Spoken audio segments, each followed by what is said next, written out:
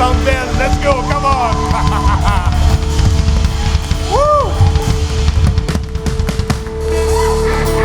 Yes! Combien sont d'accord que déjà ça fait du bien ce matin? Hein? Yes! Alors, ce matin, la matinée fait juste commencer, mes amis, parce qu'on a un invité de marque. C'est presque quelqu'un de la famille maintenant. Ce matin, on a le privilège d'avoir le pasteur Daniel Descaries qui est avec nous, qui va nous apporter l'enseignement. Yes, je sais que Daniel, c'est un chouchou local. Et Daniel a enseigné, un peu partout à travers la francophonie. Et aujourd'hui, il est avec nous pour un programme double, alors que cet après-midi, pour plusieurs leaders de l'Église, on va avoir le privilège d'avoir un temps de formation sur la relation d'aide. Daniel a plus de 30 ans d'expérience pastorale. Il a enseigné ces concepts-là un petit peu partout en francophonie, dans des églises anglophones aussi, comme Times Square Church, qui était une église iconique aux États-Unis. Et on a le privilège de l'avoir avec nous ce matin. Et j'en dirai pas plus parce que vous le connaissez, vous l'aimez. Est-ce qu'on pourrait l'accueillir? Daniel Descaries. Merci, gars. Bonjour, Acts 21. Vous allez bien? Yes, ça va pas, ça va aller mieux. Amen. Content d'être ici. J'ai amené des coffrets d'enseignement avec moi. Plusieurs thématiques. Il y en a un sur le pardon dans la vie de couple. Il y en a un autre, comment construire son foyer, des enseignements pour aider des parents, des fois, à avoir des pistes. Il y en a un pour les hommes seulement, ça s'appelle Cœur vaillant. Il y en a un sur qu'est-ce que ça veut dire d'être victorieux en Jésus. Il y en a un autre, c'est sur la grâce incomparable. Et il y a celui-ci, comment traverser les épreuves. Des fois, quand on a des épreuves dans la vie chrétienne, comment on peut traverser les épreuves dans la vie chrétienne? Parce que vous savez sûrement que même si vous êtes chrétien, vous pouvez avoir des épreuves. Amen. Et alors, ils sont disponibles en arrière, puis là, il y en a qui regardent, puis là, il y a des vieux qui disent, il y a une cassette dans les mains. Non, c'est une clé USB, come on. Pas si vieux que ça, tu perds. OK? Parce qu'il y a des jeunes qui travaillent avec moi. OK. Une joie d'être ici. Ce matin, je vais regarder avec vous, dans la thématique du royaume de Dieu, à quoi ça ressemble, le royaume de Dieu? C'est supposé ressembler à quoi, le royaume de Dieu? Et dans Luc, chapitre 15, on va regarder tout le chapitre au complet, inquiétez-vous pas, je vais résumer, ça va être long le matin. Non, je vais résumer. Luc 15, les versets 1 à 3 dit ceci. « Tous les publicains et les gens de mauvaise vie s'approchaient de Jésus pour l'entendre. Et les pharisiens et les scribes murmuraient, disant, « Cet homme accueille des gens de mauvaise vie et il mange avec eux autres. » Mais il leur dit cette parabole. Jésus était attirant pour les publicains. Si tu veux comprendre un publicain, là, c'est des Juifs qui travaillaient pour Rome, collectaient les taxes pour Rome. C'est des Juifs, mais ils travaillent pour Rome. Imagine-toi un Ukrainien qui travaille pour Moscou présentement. OK? C'est ça un publicain. Ils sont haïs, ils sont détestés. Et des gens de mauvaise vie étaient attirés par le message de Jésus. On sait dans ça qu'il y avait des prostituées, il y avait des gens là, qui étaient des adultères, des gens là, qui avaient une vie épouvantable et qui étaient attirés par le message de Jésus. Et ça avait pour effet de fâcher les pharisiens puis les scribes, les religieux de l'époque qui étaient fâchés. Et le message de Jésus a toujours été fâchant pour les religieux. Et il l'est encore aujourd'hui. Amen. Je parle dans l'Église, là. Je parle dans l'Église, les religieux dans l'Église. Parce que la religion, elle est basée sur mes efforts, mes mérites. Mais le message de Jésus est basé sur la grâce, la faveur non méritée de Dieu. Et c'est fâchant quand tu fais plein d'efforts pour être peu, pour être bon, marcher droit devant Dieu, et que là, il y a des gens de mauvaise vie qui sont accueillis et pardonnés. Mais tu vois, la grâce est venue pour détruire l'orgueil humain. La grâce, elle est venue pour détruire l'orgueil humain. Jacques 4, le verset 6 dit, c'est pourquoi l'Écriture dit, Dieu résiste aux orgueilleux, mais il fait grâce aux humbles. La grâce détruit l'orgueil humain. Et pour se faire comprendre, quand Jésus est accusé ici, il va nous donner 3 allégories, 3 illustrations de ce à quoi ressemble le royaume de Dieu. Et ce faisant, Jésus est en train de nous donner une idée à quoi devrait ressembler l'Église de Jésus. Ce n'est pas juste le royaume, l'Église, on est supposé être les représentants de Jésus ici. Et le royaume de Dieu, l'Église est supposée être un lieu d'accueil des gens de mauvaise vie. J'ai pas eu d'amen, hein, mais c'est bon pareil. Et tu vois, l'Église est supposée d'être un groupe de gens, un regroupement de gens qui ont humblement admis qu'ils avaient besoin de la grâce de Dieu. Et là, Jésus va nous donner 3 allégories, 3 histoires. Une brebis qui est perdue, une femme qui perd une pièce d'argent et un père qui avait 2 fils. Laisse-moi te les résumer rapidement. Il y a un berger, il y avait 100 brebis. Il regarde, il en manque une, il part, il laisse les 99, il va aller chercher celle qui est perdue, il va la mettre sur ses épaules, il va la ramener dans le troupeau. Il y a une femme qui réalise que dans les 10 pièces d'argent qu'elle avait, il en manque une. Puis certains pensent que c'était un bijou qui se complétait, puis là, il manque une pièce d'argent. Elle fouille partout dans la maison, elle trouve la pièce d'argent, puis elle remet dans son bijou. Il y a un père qui avait 2 fils. Et le plus jeune a dit à son père, « Donne-moi tout mon héritage tout de suite. » Puis là, il part, puis il va aller flamber tout l'héritage. Il va avoir, avec des gens de mauvaise vie, il va prendre conscience de ce qui est rendu quand il est assis avec des pourceaux, puis il est en train de les nourrir des porcs, puis il veut manger ce qu'il donne comme nourriture aux porcs parce qu'il a tellement faim. Et il dit, « Je vais retourner chez mon père. » Il retourne chez son père. Son père le voit venir de loin, il le prend dans ses bras, puis il le ramène dans la maison. 3 histoires. Mais dans ces 3 histoires-là, Jésus fait ressortir les éléments qui font partie du royaume de Dieu. Les éléments sont que dans le royaume de Dieu, Dieu remarque ce qui est perdu, recherche ce qui est perdu, retrouve ce qui est perdu, réconcilie ce qui est perdu, restaure ce qui est perdu et se réjouit de ce qui a été retrouvé. C'est ça le royaume de Dieu. La première chose que Dieu remarque, c'est que Dieu remarque ce qui est perdu.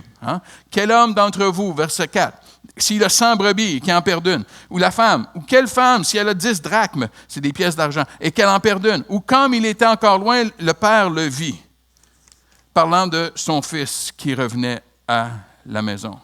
Tu vois, c'est assez facile pour le père de se rendre compte qu'il manque un fils. Quand tu en as 2, il t'en manque un. Bon, pour la femme, tu sais, quand tu as 10 pièces d'argent, mais il t'en manque une. Moi, ce qui m'épate, c'est le berger. Parce que lui, il en a 100.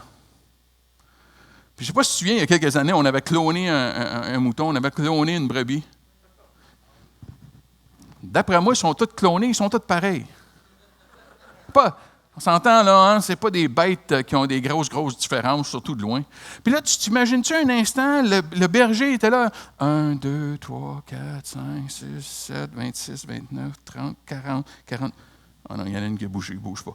1, 2, 3, 4. Bon, tu restes en place. 6, 7. OK? Et là, il se rend compte, il en manque une. Il a compté les 99 et il en manque une. Il remarque ce qui est perdu. Est-ce que ça t'est déjà arrivé de perdre quelque chose? Parfois, tu le retrouves des années plus tard. Parfois, tu le retrouves, c'est quand tu le retrouves que tu as réalisé que tu l'avais perdu. C'est vrai, j'ai ça, moi. J'avais oublié. Mais plus l'objet a de la valeur, l'objet perdu, plus tu en es conscient quand il est perdu. Jésus affirme dans ces 3 illustrations-là que Dieu est conscient de chaque personne qui manque, de chaque personne qui est perdue. Parce qu'il n'y a rien qui a plus de valeur pour Dieu que toi et moi. C'est ce qui a de plus de valeur. Il n'y a pas rien d'autre qui se compare. Car Dieu, Jean 3,16 me dit, « Car Dieu a tant aimé le monde qu'il a donné son Fils unique, afin que quiconque croit en lui ne périsse pas, mais qu'il ait la vie éternelle. » Qu'est-ce qui est le plus précieux pour Dieu? Qu'est-ce qui est le plus important pour Dieu? C'est nous. Et il remarque quand on est loin de lui. Son regard est toujours sur nous. Toujours sur nous. Et le psaume 139 me dit que son regard était sur moi avant même que je vienne au monde. Quand j'étais encore dans le sein de ma mère, étant tissé dans les lieux secrets. Quand ma mère ne savait même pas qu'elle était enceinte, Dieu avait déjà son regard sur moi. Et là, il y en a qui disent, « Oui, mais je n'ai pas grandi dans le monde chrétien, moi, je n'ai pas grandi. » C'est pas parce que toi, tu ne connaissais pas Dieu que Dieu ne te connaissait pas. Dieu a son regard sur nous en tout temps. Dieu sait où tu es ce matin. Bien là, je suis au théâtre Magog, là, tu sais. Non. Dieu sait où tu es dans ton cœur ce matin. Parce que tu comprends que tu peux être assis ici ce matin et être à des millions de milles de Dieu. Là. Dieu sait où est ton cœur ce matin. Dieu sait où tu es ce matin. Et son regard, ce n'est pas un regard de condamnation que tu dois avoir peur. C'est un regard d'amour. C'est un regard d'amour. Et non seulement il remarque ce qui est perdu, mais il recherche ce qui est perdu. Parce que dans les 3 illustrations, il y a des efforts qui sont faits pour aller à la recherche de ce qui est perdu. Le berger va laisser les 99 pour rechercher celle qui est perdue. La femme va se mettre à faire le ménage partout dans la maison pour retrouver la pièce d'argent qu'elle avait perdue. Le père cherche en ayant le regard constamment à l'horizon pour voir son fils revenir. Il est constamment aux aguets, il est constamment, et moi je suis convaincu qu'il est dans la prière, il est constamment à la recherche de son fils, puis il regarde au loin pour voir son fils revenir. Et la recherche des 3, elle est exagérée, mais elle est causée par la valeur de ce qui est perdu. La recherche est exagérée, mais c'est à cause de ce qui est perdu. Et Dieu est à ta recherche ce matin. Dieu est à la poursuite de ton cœur ce matin. Apocalypse dit, « Voici, je me tiens à la porte et je frappe. Si quelqu'un entend ma voix et ouvre la porte, j'entrerai chez lui, je souperai avec lui et lui avec moi. » Dieu est à ta recherche ce matin. Il frappe à la porte de ton cœur ce matin. Quand tu te sens vide, quand tu as l'impression que la vie ne fait aucun sens, quand tu as l'impression que tu es découragé, tu es perdu, quand ta conscience te trouble, c'est Dieu qui est en train de frapper à la porte de ton cœur pour te dire, viens-t'en, laisse-moi rentrer, laisse-moi rentrer. J'ai eu quelqu'un cette semaine que j'ai vu en thérapie et la personne, elle me dit, elle n'est pas chrétienne. Elle dit, ça donne quoi de vivre? Ça a pris bonne question, mon homme. Ça a pris bonne question. Hein? Puis tu vois, là, il y a quelque chose, parce que tout à coup, il m'a été référé, puis il y a des chrétiens qui tournent autour de lui, là. Hein? Puis c'est juste comme, Dieu est en train de frapper à la porte de ton cœur, mon grand. Quand je me sens mal, quand je me sens vide, quand ma conscience, c'est Dieu qui cogne à la porte de mon cœur. Et non seulement il me recherche, mais Dieu retrouve ce qui est perdu. As-tu déjà cherché quelque chose puis tu ne l'as jamais retrouvé? Y a-t-il de quoi de plus frustrant? Tu reviens tout en l'envers, tu ne le trouves pas. Mais dans les 3 illustrations, ce qui a été perdu a été retrouvé. Tous, le berger, la femme, le père, ont fait des efforts pour retrouver ce qui était perdu. Le père, moi je suis convaincu, il l'a fait dans la prière. Mais les 3 illustrations me révèlent qu'est-ce qui a causé la perte. Qu'est-ce qui a causé la perte? Le premier, c'est une brebis. Une brebis qui s'est entêtée. Savais-tu qu'une brebis s'est têtue? C'est entêter une brebis, ça n'a aucun sens. Et la brebis ne pensait qu'à elle, elle avait faim. Puis elle pensait juste à elle, laisse faire le berger, tu ne sais pas de quoi tu parles, moi j'ai faim, puis je suis entêté. Savais-tu que la Bible nous compare à des brebis? Amen, alléluia. Hein? Parce que des fois, on est entêté, puis des fois, on veut faire juste notre tête, puis des fois, on s'entête parce qu'on pense juste à nous. Laisse faire ce que les autres vont me dire. Je pense juste à moi. À 16 ans, j'ai fait une promesse à l'univers. Je n'étais pas chrétien. J'ai fait une promesse à l'univers. À 16 ans, mon père était alcoolique, c'était un homme qui était violent. À 16 ans, j'ai dit à l'univers, à voix haute, à partir de ce jour, il n'y a plus personne qui va avoir du pouvoir sur ma vie. C'est fini. Il n'y a plus personne qui va me dire quoi faire, puis il n'y a plus personne qui va avoir autorité sur ma vie, il n'y a plus personne qui va me contrôler. Et si tu pouvais rencontrer quelqu'un qui m'a connu dans ces années-là, je ne te le souhaite pas, mais il te dirait, « Oh, Daniel, il a été fidèle à sa promesse. Ouf, il était fidèle à son alliance. » Et je me souviens quand je suis arrivé avec un face-à-face, parce qu'il y avait quelque chose qui était vide en dedans de moi, il y avait quelque chose qui était mort en dedans de moi, puis je le savais, puis j'avais soif. Et quand je suis arrivé face-à-face avec Jésus, moi, je me suis souvenu de mon alliance. Et là, je dis, je suis dans le trouble, moi, là. Parce que si je dis oui à Jésus, je dis non à l'alliance que je me suis faite, là. Parce que j'avais compris quelque chose. Je n'avais pas tout compris, mais j'avais compris que Jésus était pour être en charge de ma vie. Bon, quelque temps après, je me suis marié. Ça aussi, ça a été une autre alliance qui a passé de bord. Mais là, c'est une autre affaire. Mais tu vois, la brebis fait à sa tête. Elle s'entête, elle pense juste à elle. La drachme qui est perdue, c'est juste perdu par de la négligence. On perd des choses des fois par la négligence. Et c'est une image pour nous de négliger qu'est-ce qui est important dans la vie. Qu'est-ce qui est important dans la vie? On est trop focus sur les choses temporelles. On est trop focus sur des choses qui sont passagères. Tu sais, au début de la pandémie, il y avait quelque chose de très beau qui s'est passé dans les premiers confinements. Tu te rappelles? Ça va bien aller. Alléluia.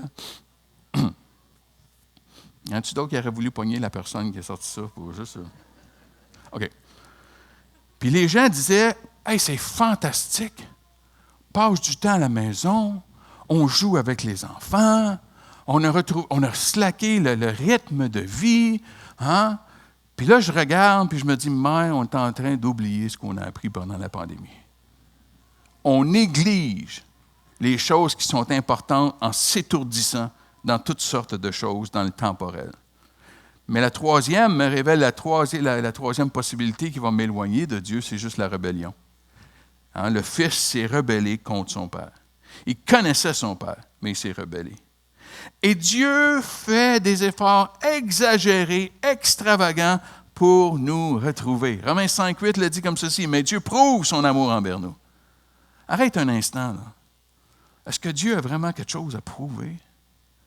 Vois-tu l'humilité de Dieu? Vois-tu l'amour de Dieu? Je vais leur prouver. Tu n'as rien à prouver, tu es Dieu, tu as créé tout l'univers. Qu'est-ce que tu as à t'abaisser pour prouver? Mais il nous aime à ce point-là.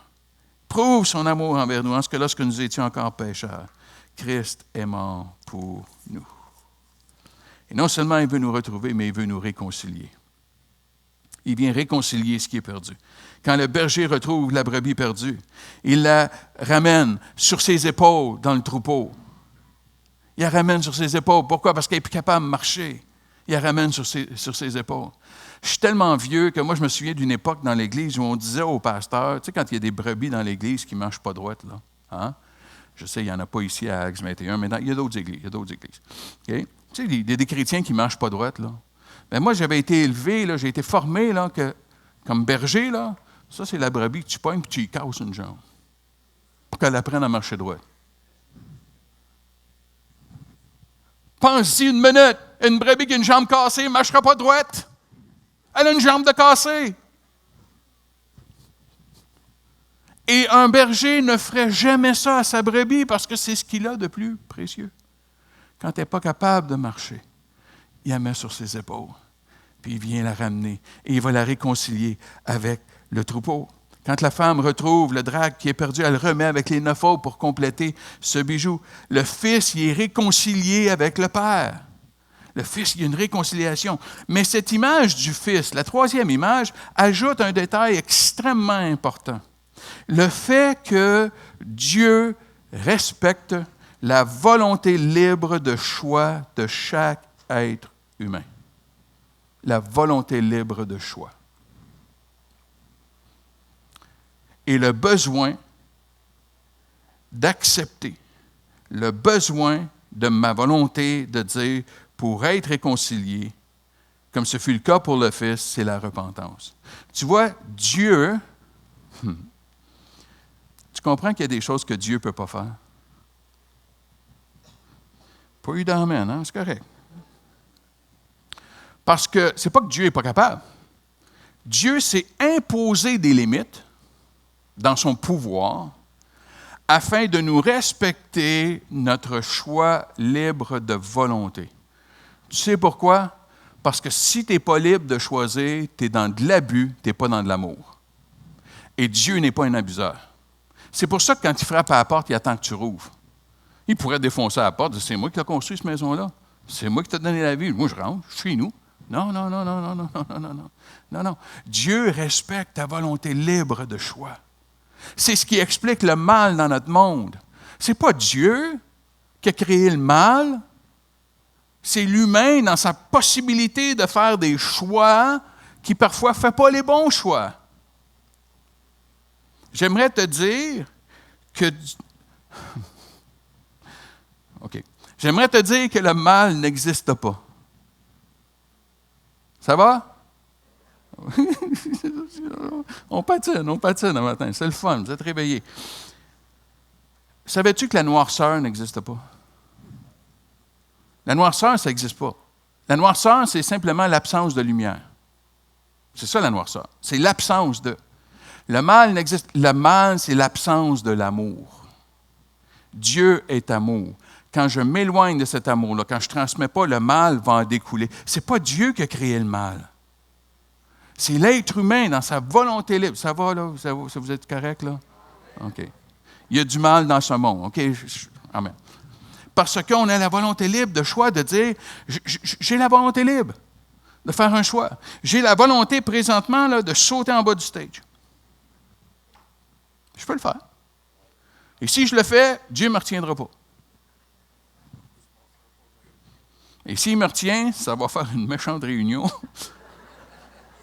Okay?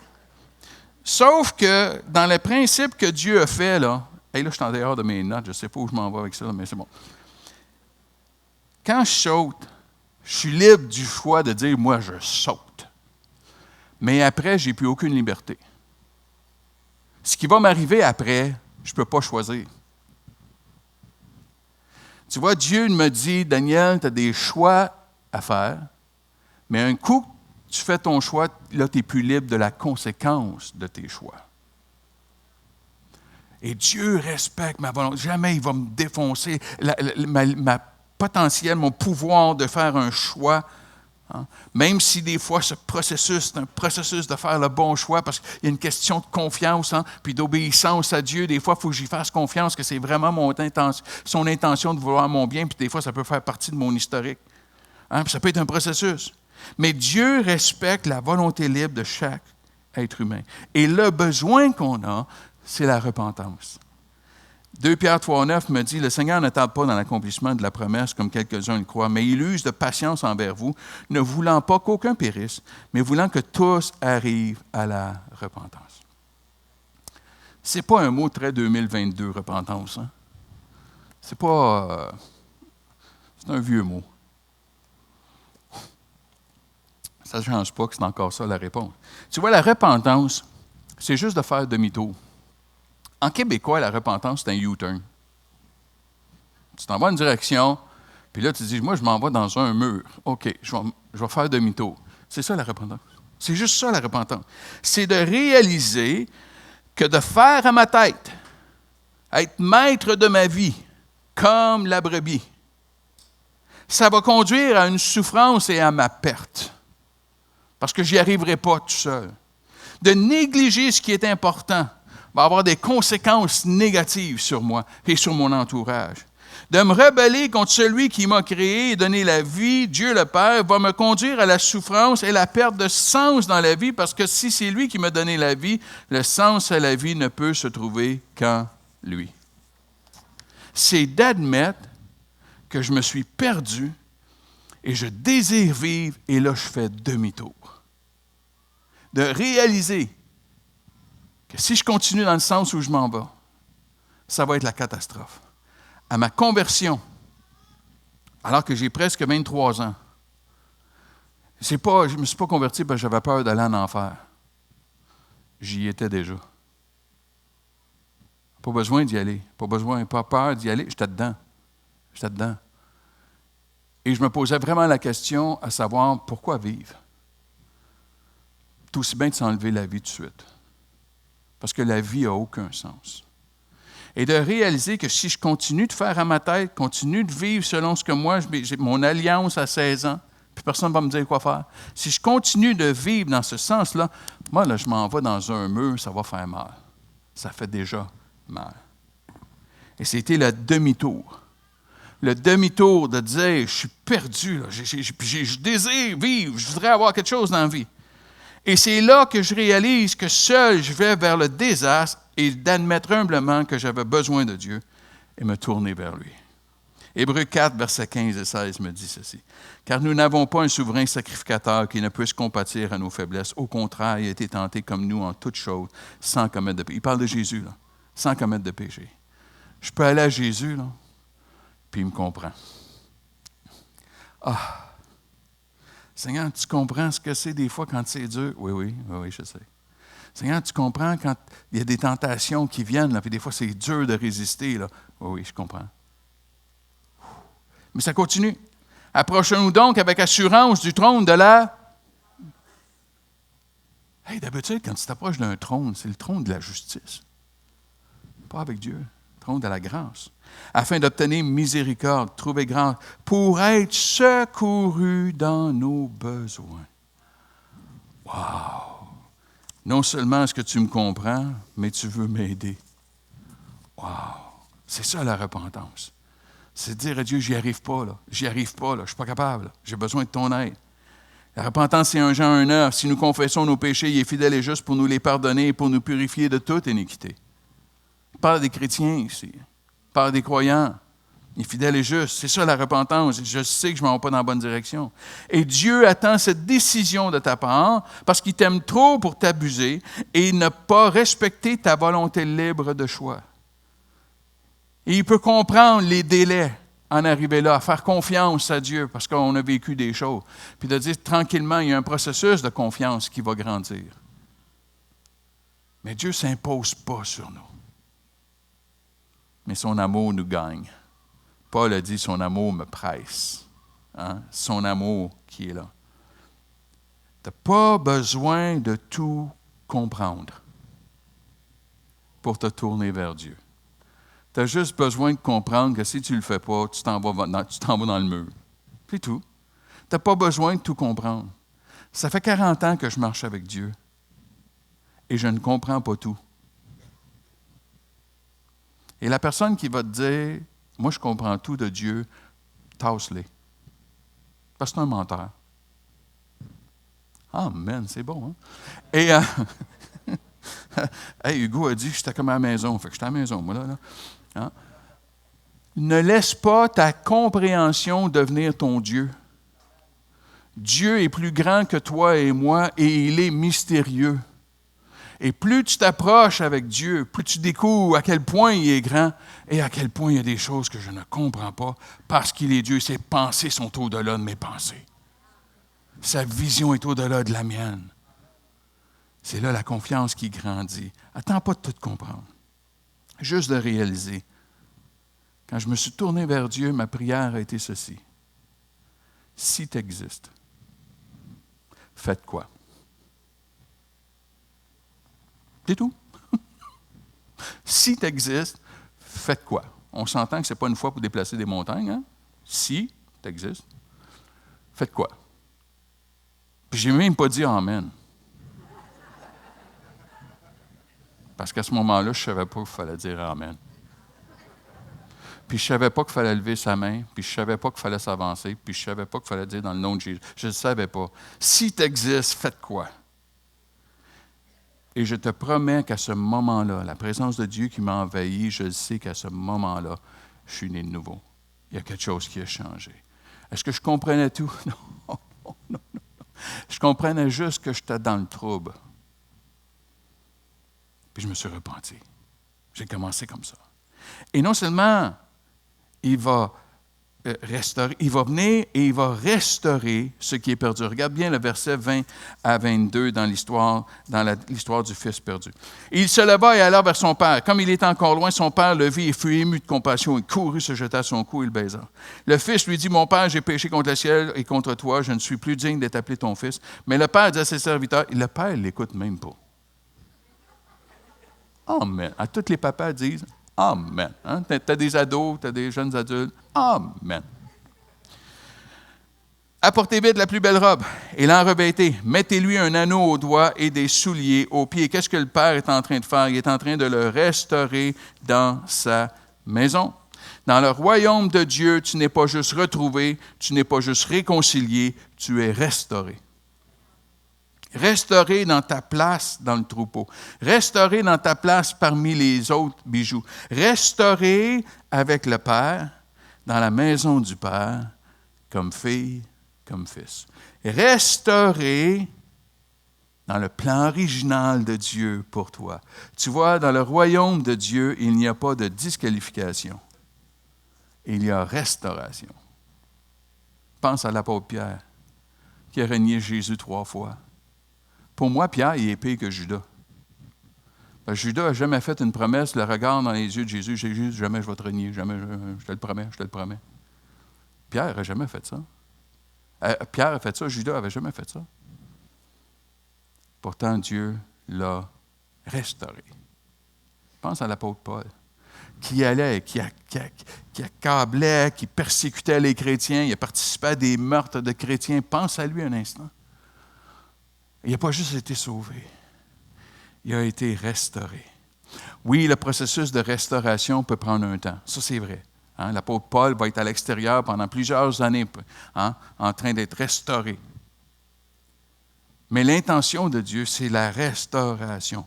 Imagine ce que Dieu peut faire avec toi quand tu regardes ce qu'il a fait avec eux. Regarde ce que Dieu a fait avec les hommes et les femmes de la Bible. Imagine ce que Dieu peut faire. Tu n'es pas disqualifié ce matin. Dieu veut te restaurer. Restaurer à son plan original pour sa vie. Et le dernier élément qu'on retrouve dans le royaume de Dieu, c'est que Dieu se réjouit pour ce qui a été retrouvé. Dans les 3 histoires. Verset 6. « Réjouissez-vous avec moi, car j'ai retrouvé ma brebis qui était perdue. Réjouissez-vous avec moi, dit la femme, car j'ai retrouvé la drachme que j'avais perdue. » Verset 23-24. « Amenez le veau gras et tuez-le. Mangeons et réjouissons-nous, car mon fils que voici était mort, et il est revenu à la vie. Il était perdu, il est retrouvé. » Et ils commencèrent à se réjouir. Dans les 3 histoires, ça se termine par de la réjouissance. Ça se termine par de la joie. Le royaume de Dieu est décrit comme un endroit de joie. Et voilà à quoi devrait ressembler l'atmosphère dans l'Église de Jésus-Christ. Il devrait y avoir une joie de ce que Dieu a fait, de ce que Dieu continue de faire en nous et ce qu'il va faire pour les autres. Il devrait y avoir une joie. Mais parfois, dans certains domaines, dans certaines églises, dans certains environnements, tu as l'impression que les gens sont baptisés dans limonade.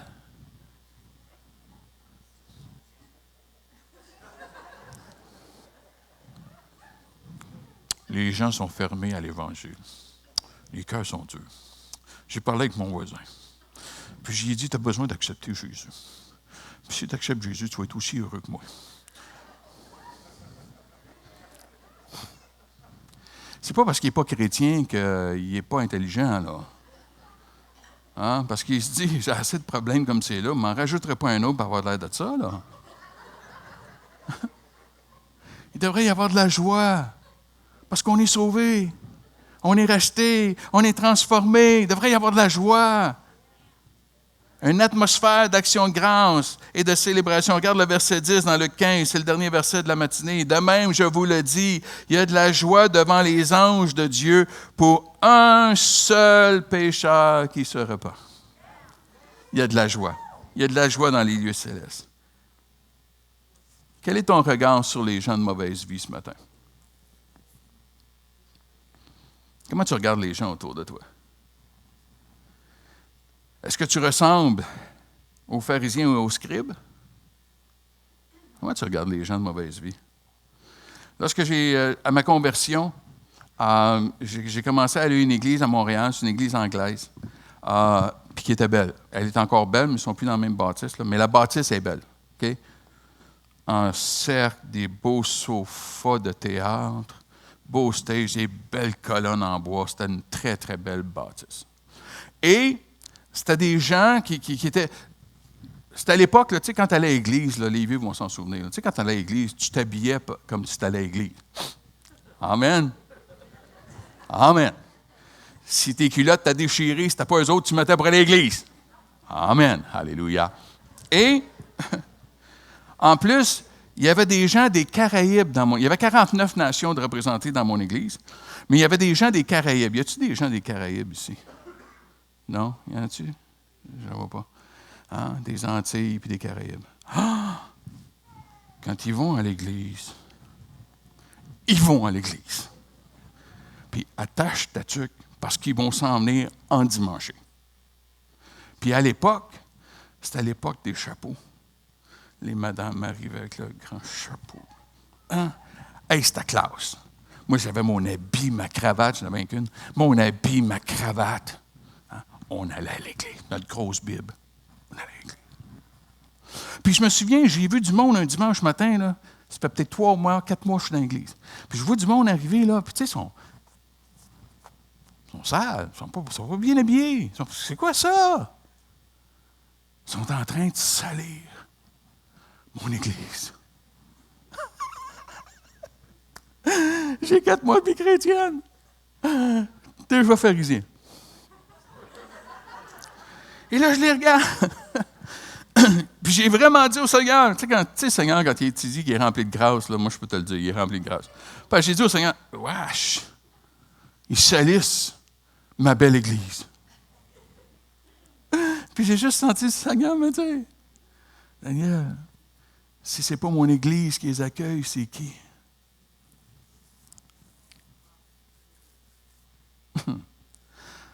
Et j'avais complètement oublié qu'à peine quelques mois, c'était moi.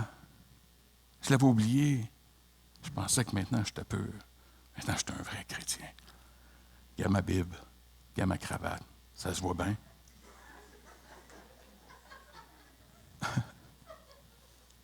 Regarde tous les efforts que je fais pour marcher chrétien. Mais tu vois, Jésus désire que l'on saisisse aujourd'hui que le royaume de Dieu est pour ceux qui ont humblement admis que devant la pureté de Dieu et la sainteté de Dieu, on est tous des impurs et on est tous des gens de mauvaise vie. Je ne suis pas pire qu'une prostituée, je ne suis pas pire qu'un toxicomane, je ne suis pas moins pire. Je suis aussi impur que les pires personnes auxquelles tu peux penser présentement, l'image qui va t'amener, la personne que tu as peut-être le plus de dédain pour cette personne-là. Tu es autant impur devant la pureté de notre Dieu. Quand j'ai saisi cela, ça change mon regard sur les autres. De réaliser qu'on a juste humblement admis. Quand je prends conscience qu'il avait remarqué que j'étais perdu et qu'il est venu à ma recherche et qu'il m'a retrouvé, qui m'a réconcilié en faisant tout, mais en respectant ma volonté libre de choix, et qu'il m'a restauré, m'a redonné ma valeur, un sens à ma vie, c'est pas étonnant qu'il y ait une joie qui m'habite. Parce que je sais ce que j'étais, mais je sais ce que je suis en train de devenir. Alors que les musiciens vont venir se joindre à moi. Où es-tu ce matin? Où es-tu ce matin? Peut-être que tu es ici ce matin et tu ne fais pas partie du royaume de Dieu. On t'a invité ou peut-être tu viens, mais ton cœur il est loin des choses parce que tu ne comprends pas tout. Puis tu dis, oh, je ne comprends pas. Ma question pour toi ce matin, est-ce que tu comprends vers quoi tu t'en vas s'il n'y a rien qui change? Est-ce que tu comprends vers quoi tu t'en vas? Je me souviens d'une situation d'urgence, j'avais rencontré quelqu'un qui était dans la cocaïne par-dessus la tête, il était dans la toxicomanie par-dessus la tête. Puis je l'ai juste regardé, je lui ai dit, tu sais, il y a 3 options pour toi. 1, la prison. Hein? C'est pourquoi la prison? À la quantité que tu consommes, il y a un moment donné, il va falloir que tu en vendes.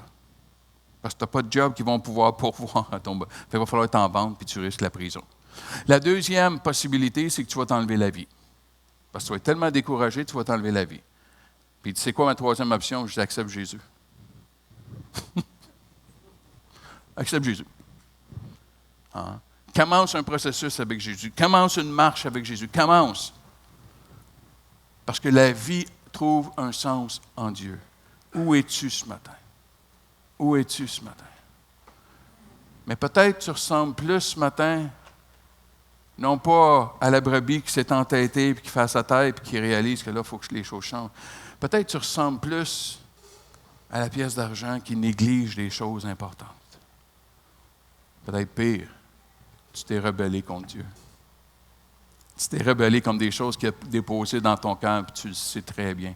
Tu te dis, je ne veux pas aller là. Dieu t'appelle ce matin à dire, reviens, reviens, reviens. Je vais juste vous inviter à courber vos têtes un instant. Juste dans un temps de recueillement, avant qu'on aille dans la louange. Juste dans un temps de recueillement. C'est entre toi et Dieu, là. C'est pas avec moi, c'est entre toi et Dieu. Mais t'es où ce matin? T'es où ce matin? Es-tu loin? La vie fait aucun sens. Tu as raison. La vie sans Dieu fait aucun sens. La philosophie moderne nous dit qu'on est ici par hasard, qu'on flotte sur un gros caillou et après, il n'y a plus rien. Ben, si c'est ça ton espoir, tu n'en as pas beaucoup. Mais Dieu me dit que j'ai été créé au moment voulu par lui, avec l'espérance de la vie éternelle avec lui. Et qu'il y a un but, il y a un sens à ma vie ici-bas. Viens à lui ce matin. Peut-être que tu es loin ce matin, tu as fait des gaffes, tu as fait des erreurs, tu as peur de revenir à lui. Tu as peur parce que tu as l'impression qu'il va te ramasser. S'il y avait eu à te ramasser, ça serait déjà fait. Mais il attend que tu viennes à lui pour dire, Père, je reviens à la maison. Et je te promets que dans son accueil, ça va être de la joie qu'il va y avoir, pas de la colère. Là où tu es ce matin, là où tu es ce matin, si tu te retrouves dans le premier groupe qui dit, moi, il faut que je vienne à Dieu, ou il faut que je revienne, ou dans le deuxième groupe, il faut que je revienne à Dieu. J'aimerais ça que tu lèves ta main là où tu es. Je vais prier pour toi, puis je veux juste savoir pour qui je vais prier. Juste de lever ta main là où tu es. Dis, moi, je suis loin, là. Il faut que je revienne. Je me suis éloigné, puis il faut que je revienne. Ou il faut que je m'avance dans le royaume de Dieu. Seigneur, je vais te prier pour chaque personne qui a levé leurs mains.